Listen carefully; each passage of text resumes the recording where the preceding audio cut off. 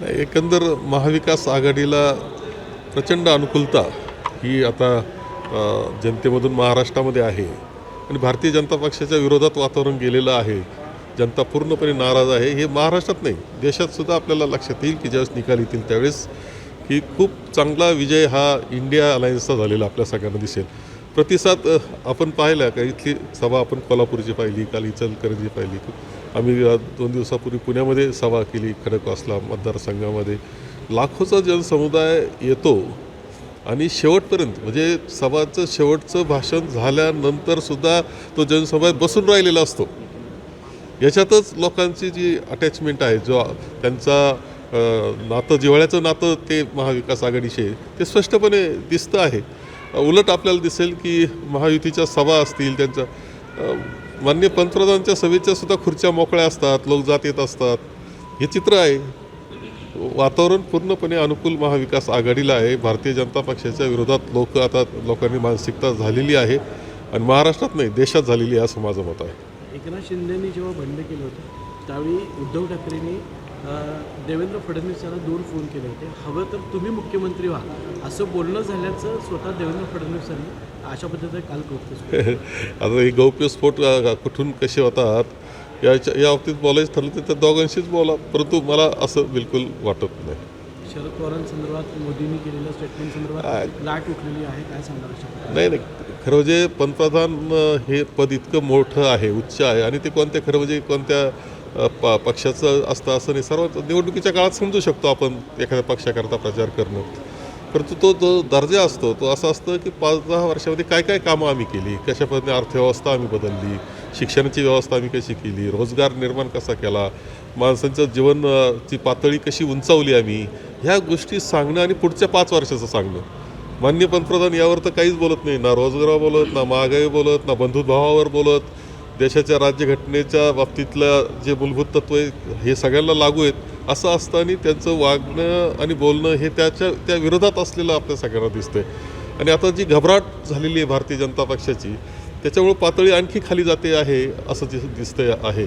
आणि त्यामध्येच माननीय पवारसाहेबांबद्दलचं वक्तव्य हे खऱ्या अर्थानं महाराष्ट्रातली जनता निषेधच करणार आहे आणि ते मताच्या रूपानं करेल असं मला वाटतं. काँग्रेसचा एक बडा नेता भाजपमध्ये जाणार असल्याचा दावा प्रकाश आंबेडकरांनी केला.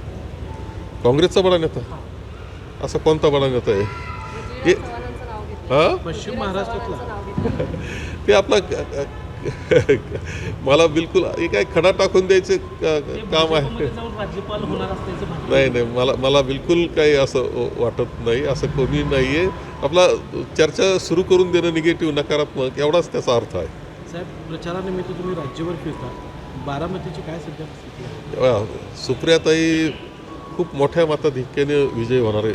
लक्षात ठेवा, माझा आकडा तर असं वाटतं का त्या 3-3.5 लाखापेक्षा जास्त मताधिक्यानं विजय होतील हे मला वाटतं आणि तुम्हाला 4 तारखेला लक्षात येईल. शरद पवार हे जगात कोणतेही संकट आले तरी अस्वस्थ झालेले नाही, अस्वस्थ होत नाही अशी टीका नारायण राणेंनी केली.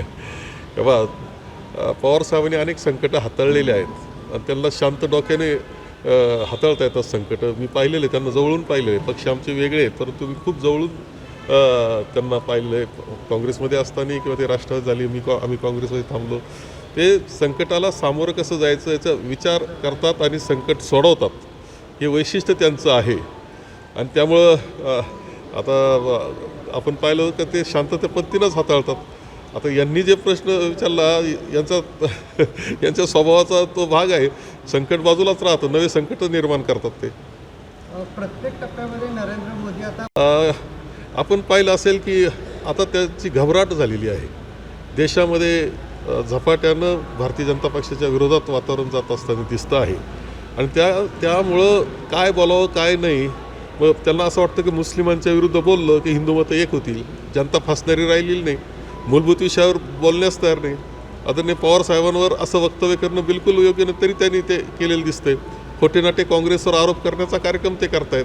पंतप्रधान पदाला ते शोभणारं नाही, परंतु एकंदर आता हातातून सत्ता जाते आहे असं वाटल्यानंतर अशा पद्धतीनं बदलते वक्तव्य त्यांचे येत आहेत असं माझं मत आहे. 45 पारचा नारा जो आहे तो वारंवार भाजपकडून दिला जातो, विरोधी पक्षाचं अस्तित्व काय? नाही, 45 पार नाही, आता सांगितलं का 48 48 पार म्हणत नाही एवढंच आहे.